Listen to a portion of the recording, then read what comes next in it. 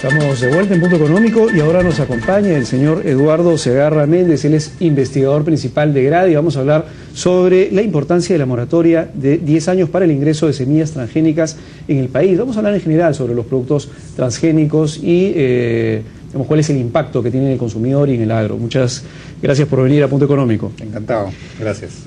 Lo que me gustaría es primero entender o que nos explique, digamos, que le quede claro a los televidentes qué es un producto transgénico. Bueno, un producto transgénico es una tecnología donde a un cultivo se le ha colocado un gen distinto de otra especie o de otro cultivo y entonces ese cultivo genera una característica nueva. Por eso se llama transgénico, o sea, son genes que se transmiten de una especie a otra. Hay mucha controversia sobre ellos porque efectivamente hay inquietudes sobre su impacto en la salud, pero en el caso del Perú, sobre todo, el impacto que podría tener la entrada de transgénicos en la biodiversidad. Estos cultivos son muy agresivos. Una vez que se instala un transgénico, tiende a predominar, digamos, en la agricultura y desplaza las especies nativas, y por eso es que hay preocupación y por eso también se ha aprobado una moratoria en el caso peruano por 10 años para que no haya siembra de transgénicos, dada la incertidumbre que tenemos sobre las ventajas y desventajas. A ver, entonces el riesgo de los transgénicos entiendo que va por dos lados. El primero, que no es claro, es si impacta o no en la salud del consumidor final, de aquel que consume el transgénico. Y el segundo tiene que ver con el impacto en la agricultura peruana, básicamente para cuidar la biodiversidad que tenemos, que es bastante rica. En el primer caso, en el tema del consumidor, no es que los productos transgénicos estén prohibidos de ingresar al país. Entiendo que consumimos todos los días sin saberlo productos transgénicos. Eso es así. Sí, es así, y eso es grave porque muchos países ya tienen el etiquetado obligatorio que obliga a las empresas alimentarias a explicar o decirle al consumidor cuánto contenido transgénico tienen los alimentos. En el Perú, lamentablemente, todavía se ha dado la norma, pero no se ha reglamentado, y eso es bastante complicado. Ya tenemos varios años sin reglamento. Hay oposición, obviamente, de la industria alimentaria que no se resiste a esta legislación, pero es grave porque los consumidores en realidad no sabemos lo que estamos consumiendo. No sabemos cuánto transgénico está en el contenido de la leche, de los aceites, etcétera, ¿no? Y ahora, son digamos, alimentos de consumo completamente rutinario, ¿no? Vamos a, nos has traído una lista. Por favor, vamos al primer cuadro. Hay una serie de productos que tienen ya contenido transgénico y que probablemente estemos consumiendo todos los días. Vamos, por favor, aquí tenemos la lista. A ver, estos son algunos de los productos que sí tienen contenido transgénico. A ver, coméntanos un poquito cuáles son los principales productos y cuánto de porcentaje transgénico digamos, tienen estos productos. Bueno, el principal producto transgénico en el mundo es la soya, ¿no? Y la soya es un elemento que se consume en varios alimentos. Ahí está en avena, en estos derivados de la soya, pero sobre todo en esas tres son avenas donde hay soya, y también hay leche de soya, que también es otra. Como la soya, digamos, en el mundo tiende a ser transgénica, casi los mayores productores del mundo, que son Estados Unidos, Canadá, Brasil, Argentina, producen transgénicos. La soya que importamos es prácticamente 100% transgénico. Entonces, todo derivado de soya, y ahí hay mucha gente que cree que la soya pues, es orgánica y es una maravilla. El tema es que generalmente es transgénica. Y no sabemos efectivamente qué efectos puede tener en la salud, ¿no? La soya es uno de los productos, pero hay una serie de productos, vamos a la segunda lista, de acuerdo, que tiene que ver con... Ahí hay embutidos, claro, embutidos. En realidad no sabemos el contenido, la cantidad transgénica, ¿no? Y eso es precisamente por eso se requiere el etiquetado. Eso obligaría que se hagan estudios y se determine el nivel y el porcentaje, ¿no? Es muy distinto el 1% del 30%, ¿no? Ahora, el problema acá es que si no se sabe exactamente cuál es el impacto del producto transgénico, así se etiquete, esa etiqueta que en teoría debería servir como un señalizador para el mercado, para decir, bueno, tiene transgénico, no le va a servir mucho igual a la población, en la medida en que no sepa si el transgénico es bueno o malo. O sea, es una información que, claro, es decir, debería ponerse la etiqueta, pero ¿qué efecto práctico sí tendría? Es importante que el ama de casa sepa qué le está dando a sus hijos, ¿no? yo creo que es una decisión soberana del consumidor si decide comprar un producto de origen transgénico o no.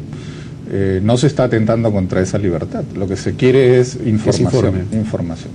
El porcentaje, digamos, puede variar, pero lo central es que tenemos que saber cuánto transgénico hay en la alimentación, y eso es lo que no se sabe. Argentina, Brasil, Estados Unidos, Canadá producen y consumen productos transgénicos. Sí, sí. Yo me imagino que, digamos, en el tema de laboratorios, y hemos estado en varios programas hablando sobre la calidad de los laboratorios peruanos, me imagino que por lo menos Estados Unidos nos lleva, digamos, una distancia considerable, sobre todo el FDA de Estados Unidos es una entidad bastante respetable a nivel mundial. Si el efecto fuera nocivo, y no quiero ponerme ni a favor ni en contra, quiero entender la lógica detrás del transgénico, si el efecto de un producto transgénico fuera nocivo, el FDA de Estados Unidos, esta institución que regula el tema de la calidad de los alimentos, ¿no hubiera ya prohibido el consumo en Estados Unidos de estos alimentos en donde mismo Estados Unidos se producen? Bueno, hay diversos niveles de regulación, ¿no? Y en realidad hay momentos en los cuales el efecto de este tipo de elementos nuevos son acumulativos en el tiempo. Entonces pueden pasar muchos años hasta que se vean efectos en el ser humano de la presencia de transgénicos. ¿Hace cuántos años ya se viene consumiendo transgénicos? Los transgénicos tienen aproximadamente entre 10 y 12 años que han empezado. ¿Es nuevo, relativamente? Sí, es relativamente nuevo. En general, bueno, hasta ahora no se ha demostrado que sean dañinos, tampoco se ha demostrado que no lo sean contundentemente. Entonces lo que hay es un nivel de incertidumbre, y ante la incertidumbre es mejor estar bien informados y tomar las precauciones, ¿no? Por eso es que el etiquetado es fundamental, y lo han adoptado muchos países, ¿no? Chile justo está discutiendo una norma de etiquetado en este momento. Por ejemplo, en Brasil, en Argentina o en Estados Unidos, productores de soya, digamos, los derivados de la soya para los consumidores finales en estos países, ¿tienen el etiquetado de transgénico? No, en esos países no, por ejemplo. ¿Por qué? ¿No? Pero sí en todos los países europeos. Porque, bueno, hay peleas entre las industrias y los gobiernos y los reguladores, ¿no? Son países donde la regulación es menos estricta que Europa, por ejemplo, y Japón. Europa es muy estricto, por ejemplo, en el tema, y ahorita justamente que hemos hablado sobre el tema de la regulación fitosanitaria para entrada de productos a países como los europeos. En el caso de Europa sí existe entonces un etiquetado obligatorio para productos transgénicos. Sí. Pero aún así se permite el consumo.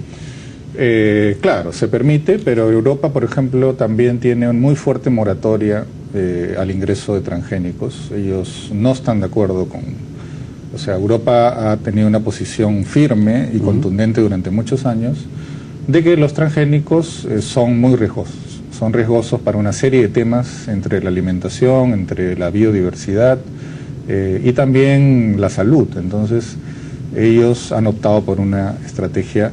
Y eso también limita, si un país exporta contenido transgénico, Europa inmediatamente le cierra la entrada a ese país. O sea, si el Perú se pusiera a producir transgénicos, correría el riesgo de que Europa y Japón es otro país con altísima resistencia al tema de transgénicos. Su población no quiere saber nada con transgénicos. Los japoneses no quieren consumir transgénicos. Y ahí las leyes de etiquetado son muy duras, muy claras, y aquel que quiera vender algo con transgénicos tiene que decirlo. ¿Por qué la ley, digamos, no existe entonces un reglamento que obligue el etiquetado de transgénicos en el Perú? Claro, existe la norma, pero no existe el reglamento. El reglamento está hace varios años ya discutiéndose, pero no termina de aprobarse. Ahora, eso por lógica sí debería, digamos, salir rápido, ¿no? Porque finalmente la información redunda en una mejoría. Por supuesto, para es un tema básico independientemente si quiere o no quiere comprarlo. Defensa del consumidor, la responsabilidad es de Indecopi y el reglamento debería aprobarse a la brevedad posible, ¿no? Ahora, hemos hablado del consumidor final, de las amas de casa que consumen, digamos, salchicha, que consumen soya todos los días probablemente, y que tienen que saber que eventualmente podría existir un riesgo que no está demostrado a lo largo de los años sobre algún efecto colateral de consumir transgénicos. Pero hay otro mercado, digamos, que es impactado directamente, que es el mercado de la agricultura, son los productores peruanos y los productores a nivel internacional. ¿Cómo se impacta un productor peruano en la agricultura cuando ingresan semillas transgénicas ahora, es decir, el producto base? Bueno, hay varios problemas ahí, ¿no? El primer problema es que estas son semillas que tienen un tipo de patentamiento muy especial. Aquel agricultor que usa esta semilla, primero que no puede reproducir la semilla, y se genera una dependencia con el proveedor de la semilla, ¿no? Va a depender de por vida del que le provee la semilla, que por ejemplo son empresas como Monsanto, ¿no? Syngenta y otras, que son empresas transnacionales. El otro problema importante es que en el caso peruano, que es un país mega diverso, donde tenemos, además somos origen de especies importantes. La papa es originaria del Perú. En parte de discusión, el maíz también originario de México, y también el Perú es territorio originario del maíz. Colocar transgénicos en un territorio con esta enorme diversidad genera riesgos inmediatos para preservar la biodiversidad. Y esa es la mayor preocupación por la cual se aprobó la ley de moratoria. Es decir, en el Perú no queremos transgénicos que son muy riesgosos. No hay los beneficios supuestos, no son suficientes para arriesgarnos a eso. El Perú debería especializarse en productos orgánicos, en productos especiales, en nichos de mercados. Los transgénicos son para países de gran extensión como Estados Unidos, Brasil, ¿no? Argentina, que tienen enormes extensiones de soya o de maíz.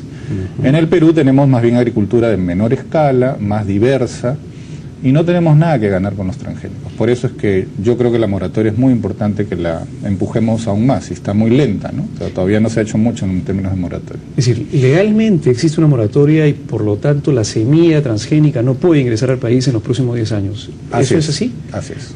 Ahora, independientemente de la ley de la moratoria, ¿ingresa semilla transgénica al país? Bueno, justamente te mencionaba que todavía no sabemos porque no se ha implementado una serie de protocolos de la moratoria.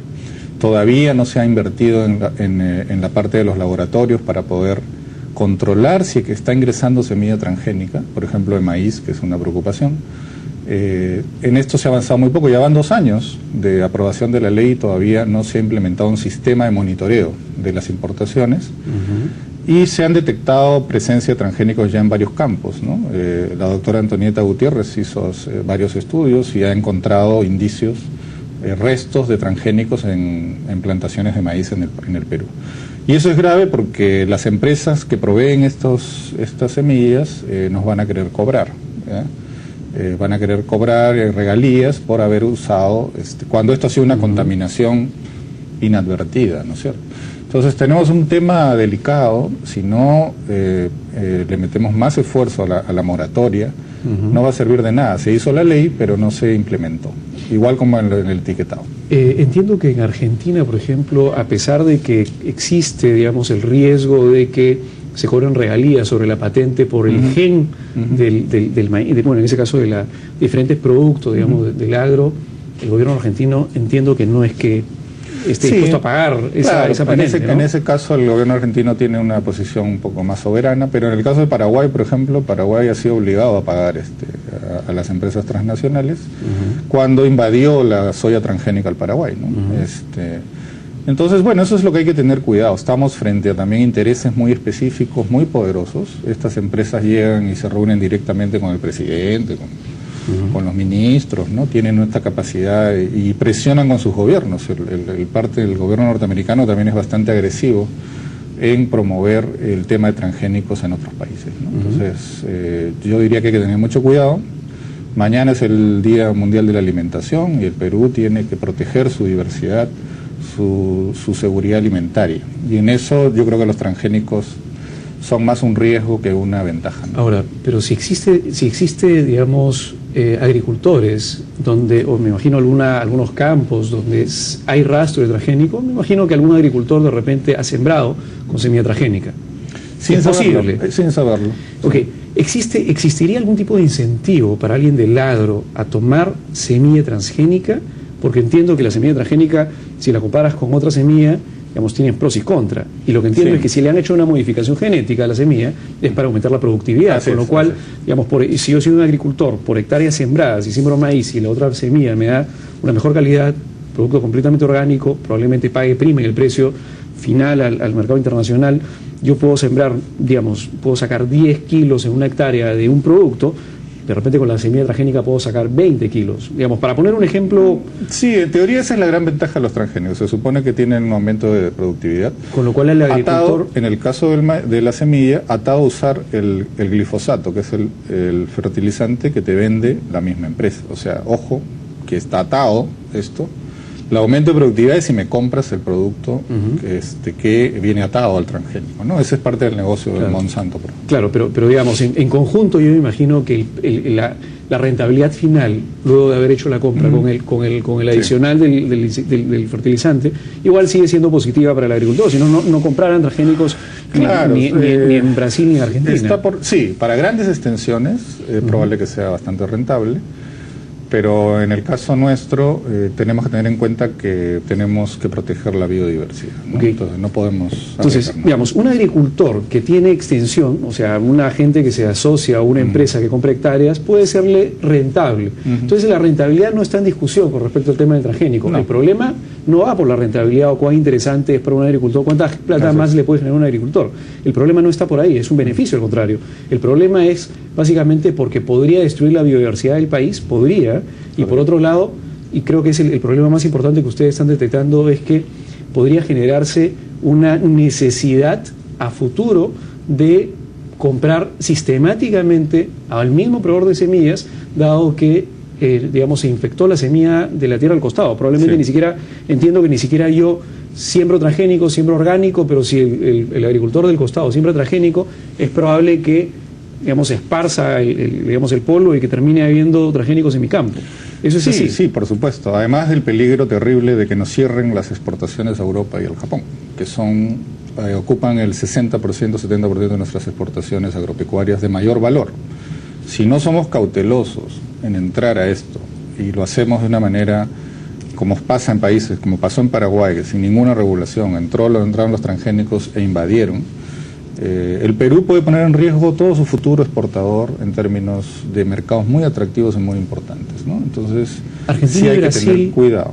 ¿A Argentina y Brasil le han cerrado sus mercados, los europeos? No pueden exportar nada con contenido transgénico, pero hay que recordar que los mercados más importantes de estos países no son necesariamente los países europeos. Claro, lo digo no tanto por el volumen, sino por la posibilidad de exportar productos agrícolas a pesar de que cultivan transgénicos. Claro, no, en Europa, si un cargamento trae transgénico no declarado y lo detectan, eso inmediatamente genera una sanción inmediata al país y se le cierra la posibilidad de exportar, ¿no? ¿Tenemos laboratorios entonces en el Perú equipados lo suficientemente? No, ningún laboratorio. Como para poder detectar si es transgénico o no. Eso es parte del problema, ¿no? El gobierno tiene que implementar la norma, tiene que invertir algunos recursos en laboratorios que puedan... no es algo muy complicado, pero tiene que haber decisión. O sea, ¿vamos a tomarnos en serio el tema de los transgénicos o vamos a dejar que sigan presionando y entrando? Porque lo que ocurre en la práctica es que va entrando y juegan a los hechos consumados. Una vez que ya se instala el producto, el cultivo, ya no hay marcha atrás. O sea, el maíz, por ejemplo, es de polinización abierta y puede haber contaminación. Y se acabó el maíz originario. Eso puede destruir el maíz gigante del Cusco, el maíz blanco, que es una especie muy importante y que exportamos, ¿no? Hay 10 años de moratoria, pero son solo 10 años. Sí, ya van ¿Qué va a pasar en el año 11? Porque si el problema acá no es un problema de tiempo, a la semilla no le interesa si pasa un año o 10 años, probablemente en 10 o 11 años haya otra semilla transgénica más potente, más productiva, etcétera. En el año número 11, luego de que la moratoria venza, ¿qué va a pasar? Se supone que tenemos la moratoria para hacer una muy fuerte línea de base, para implementar todo un esquema de regulación, para poder saber dónde, si es que algún día entran los transgénicos, dónde podrían hacerlo y bajo qué condiciones. Esto requiere que estos 10 años no los perdamos. Se requiere inversión, recursos, las entidades regulatorias como el SENASA, el Instituto de Pesca, porque hay transgénicos en los peces también, en las flores, en una serie de elementos, tienen que ponerse de acuerdo, instalar un sistema de seguimiento, hacer los estudios respectivos. Los 10 años están para que el Perú se prepare, no están para dormir, ¿no? Están para trabajar. Entonces, eso es lo que se necesita y si hacemos bien el trabajo, en el 11º año, decidiremos con mejor criterio si nos conviene entrar a producir qué tipo de productos transgénicos, o si no queremos producir transgénicos, nadie se va a morir. El Perú puede seguir exportando productos naturales, orgánicos, con muy buen precio, en mercados que van creciendo, No queremos competir con Brasil o con Estados Unidos en la producción de maíz o de soya. Esa no es nuestra ventaja comparativa. O sea, no tenemos nosotros esa... No tenemos las grandes extensiones, las pampas argentinas, no tenemos... Pero yo me imagino que ahora hay una serie de agricultores que nos está viendo y que dicen, yo quiero comprar transgénico, quiero ser más productivo porque no me interesa el maíz, no me interesa la soya. No lo sé, pero me imagino que van a haber ciertos agricultores donde sí les conviene, digamos, durante 10 años competir porque quieren ser más productivos en sus hectáreas. Bueno, pueden ser más productivos sin necesidad de transgénicos. O sea, hay múltiples maneras de incrementar la productividad. La salida transgénica me parece riesgosa para el propio agricultor, porque se va a atar y va a generar una dependencia económica muy complicada, ¿no? Va a tener que usar toda una tecnología muy atada, que lo obliga todos los años a adquirir otra vez la misma tecnología, ¿no? Sí, el problema transgénico no es tanto por el tema del agricultor en sí, porque por último, si un agricultor quiere hacer transgénico, que lo haga. El gran problema es la externalidad negativa que tiene, o sea, que el hecho de que si él lo hace, él podría afectar a los demás. Ese es el problema en realidad. Así es, hay un tema de externalidad, lo has dicho muy bien, ¿no? Es como algún tema de salud, donde yo tengo libertad para hacer ciertas cosas, pero si lo que hago afecta a otros, me tienen que limitar, ¿no es cierto? Entonces, sí hay, digamos, tenemos que ser conscientes que la biodiversidad es un activo de todos los peruanos, tenemos que, y la tenemos que valorizar más, la tenemos que explotar más, no la tenemos que destruir. Por eso es que creemos que la moratoria tiene que ser aprovechada para eso. En algún reportaje que le hicieron a Monsanto hace algún tiempo, se hablaba de un riesgo de que inclusive los animales que consumían el producto transgénico, imaginemos, tenemos un ganado que consume el maíz que se sembró con transgénico, y ese ganado, en teoría, digamos, dentro del del nuevo gen del ganado, toda la cría de ese ganado podría tener el gen de la plantita de transgénico que se hizo inicialmente, y que por lo tanto, y eso quiero que me lo aclares, porque no sé si es así o no, que eventualmente, digamos, empresas como Monsanto podrían reclamar que parte de esa vaquita o de ese cerdo o de esa alpaca o de lo que fuere, tiene también, de parte del precio de venta de eso, le corresponde un porcentaje, dado que, digamos, tiene el gen metido dentro del cuerpo. ¿Eso es así? Bueno, ¿Es tan así o...? No estoy seguro, no soy biólogo, no sé el detalle de esa posibilidad, me parece que no es viable, pero... Lo cierto es que patentar organismos vivos es un tema súper controversial en el mundo, ¿no? Lo hace Estados Unidos y lo hacen pocos países. Países como el nuestro no nos conviene la patentación porque se apropian de nuestros recursos genéticos, los patentan y ya lo han hecho con varias cosas nuestras. Y vamos perdiendo capacidad de controlar nuestros recursos genéticos. Entonces, patentar organismos vivos debería ser algo que el ser humano deje de hacer, ¿no?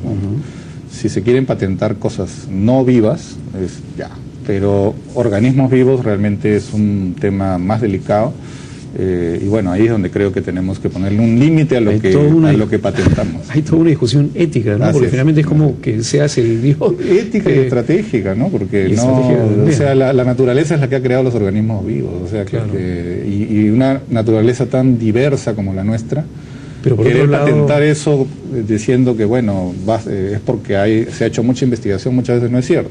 Simplemente se está patentando y sacando renta de algo que la naturaleza ha creado. Claro, ahora, pero por otro lado, podrías desincentivar la investigación en temas genéticos para aumentar la productividad en ganado. Yo no creo es una discusión bastante interesante, porque no creo que se desincentive, ¿no? Por el contrario, me parece que la innovación científica no solo está orientada por el lado monetario, que hay mucho incentivo en encontrar cosas beneficiosas para el ser humano sin necesidad de ponerle dólares a todo, ¿no? Sí, sino que me imagino, por ejemplo, el ganado vacuno, no importarían cierto tipo de vacas lecheras, por ejemplo. Es decir, me imagino, y eso ya ha pasado hace tiempo, ¿no?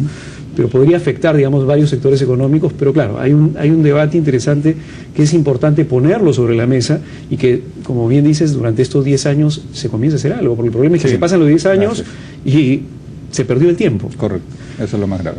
Muchas gracias. Ha sido el señor Eduardo Segarra, investigador principal de GRADE, hablando sobre la importancia del debate en el tema de los productos transgénicos. Y volvemos en la tercera parte del programa para hablar sobre todo el tema de radiaciones que emiten los aparatos de telecomunicaciones. ¿Afectan o no afectan la salud? Volvemos en la tercera parte del programa.